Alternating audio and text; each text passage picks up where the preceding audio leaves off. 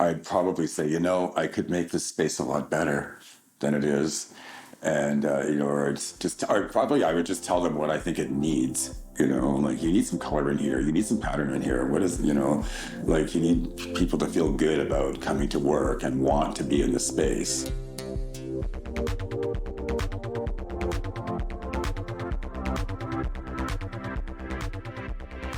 My name is Robert Sangster. I'm an artist and surface designer based in Toronto, and I have been doing this for 35 years.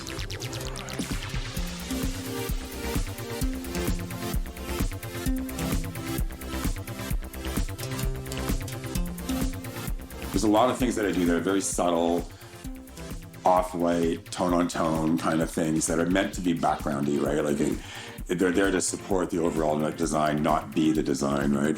And then there are other things, like often in restaurants or nightclubs, where people are supposed to walk through the door and just be like, oh, wow, like that's amazing.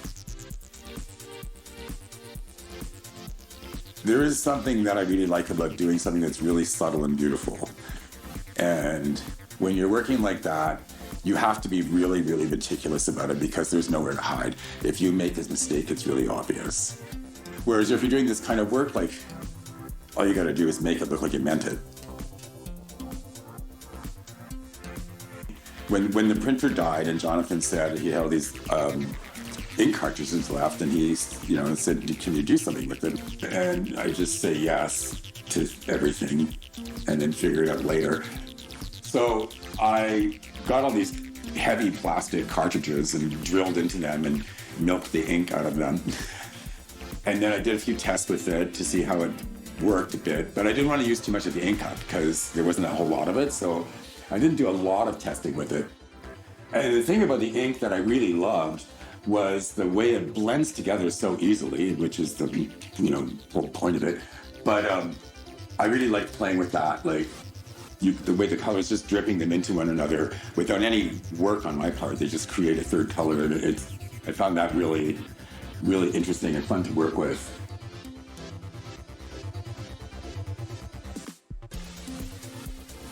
The whole story of the mural is an elegy to the dead printer, which gave a long life of dedicated service. So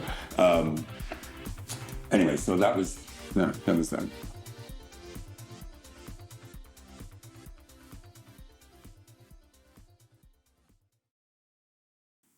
When John got this space, it had this big, huge mural of white peonies against a very black background.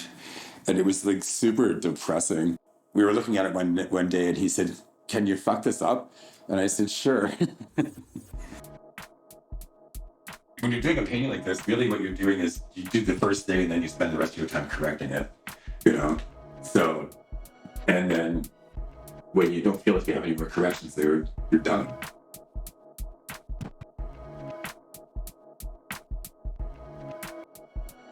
I'm pretty organized when I'm on a job site. I do clean up at the end of every day and organize everything.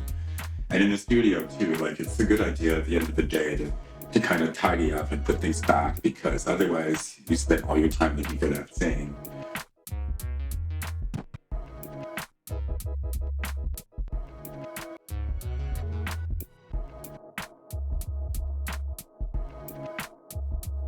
I always work from a sample. Like I spend a lot of time in the studio figuring out everything I can possibly figure out about what I'm going to do, so that when you arrive on site, like that's not the time to figure out how you're going to do this. There's enough difficulty translating a sample that's this big into an entire wall without having to figure out what the finish is to.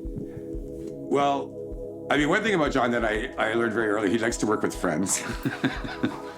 And I think that's probably why it took us 2 years to work together, was because we had to be, I think we were both kind of like that. Like we both had to become friends first, And then finally one day he just called me up and said, I've booked Marcos for the weekend, pack up all your shit and bring it to the studio. And I took an entire carload of things to the studio, and we photographed 185 pieces in 2 days.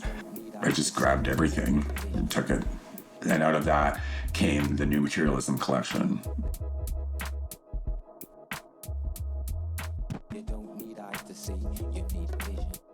I started designing wallpaper in the 90s, and that was when it was either lithographed or screen printed. I would go to New York every year, a couple times a year. There were certain companies that I would go and visit every year, and they would buy some design from me. Everything that I did had to be in a repeat, which was usually 23.5 inches. I found it kind of frustrating and challenging at the same time. Like I would spend a lot of time trying to figure out how to disguise that repeat.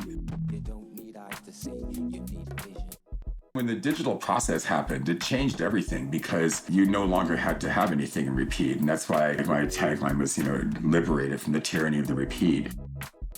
And you could do mural size things and you don't have to worry about that anymore.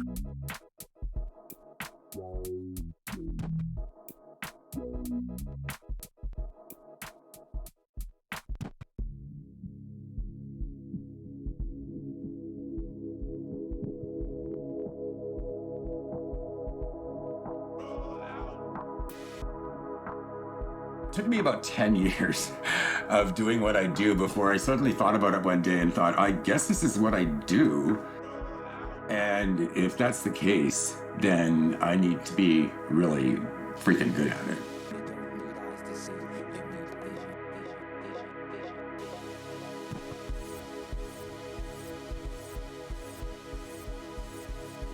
And so I really set out at that point to really hone what I do and really pay attention to detail and craftsmanship.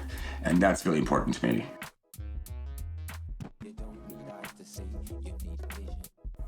What I like about Rollout is there is immense appreciation for art and artists. And I feel I'm treated very respectfully. It feels like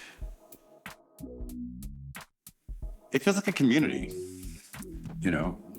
It's nice.